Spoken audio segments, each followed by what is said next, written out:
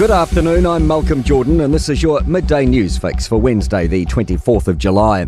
Survivors of abuse in state and faith-based care are seeking compensation. The 6-year Royal Commission of Inquiry into historical allegations of abuse against children, young people and vulnerable adults is releasing its lengthy findings this afternoon. Processes are in place for victims to receive recompense.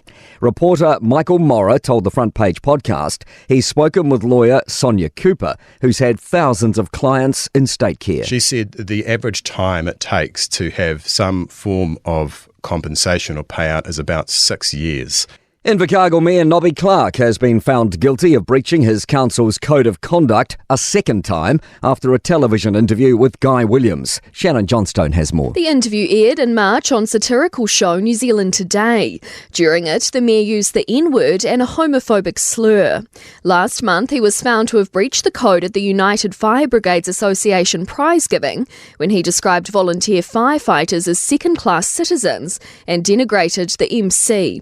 An independent investigation has found Clark failed to meet an appropriate standard of leadership for council and for the people of Invercargill. The council will discuss the matter at an extraordinary meeting on Friday. The use of Class A drugs are on the rise across New Zealand. The latest quarterly wastewater testing shows nationwide meth use has increased by 30% compared to last year's results. Cocaine use rates have risen 50%. More than 17 kilos of methamphetamine and 3 kilos of cocaine are used weekly on average. Drug Detection Agency Chief Executive Glenn Dobson told Mike Hosking cocaine has become much more popular here and in Australia. Drugs like any commodity, they change in fashion, they change in tastes, and the supply will get pushed on demand and the use will increase. In the US, Vermont Democratic Senator Bernie Sanders says he wants his party's candidate for the presidency to stand up for working class people. Vice President Kamala Harris already has enough delegate support to put her in the race for the White House, and Sanders says he's sure that he'll add his voice.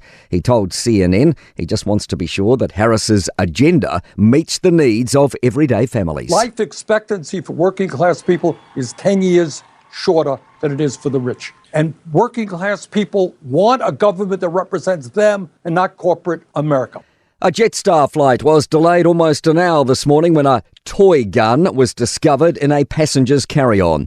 Airport security called back the flight as it left the gate for the runway to re-screen the bag. One passenger says staff escorted a fellow traveller off the plane. He says 45 minutes later the pilot announced a firearm and ammunition had been found and Qantas ruled the passenger could not fly. Jetstar has since confirmed it was a toy. To sport, the New Zealand Olympic Committee has lodged a complaint to the IOC Integrity Unit after the defending champion Canadian team were caught flying a drone over a football Ferns training session earlier this week. NRL League boss Andrew Abdo has revealed the men's season could be shortened by multiple rounds as part of an expanded 20-team competition in the next decade. And Formula One will retain the existing point system rather than rewarding more finishes beyond the top 10 after the Sports Commission decided against a proposal for change.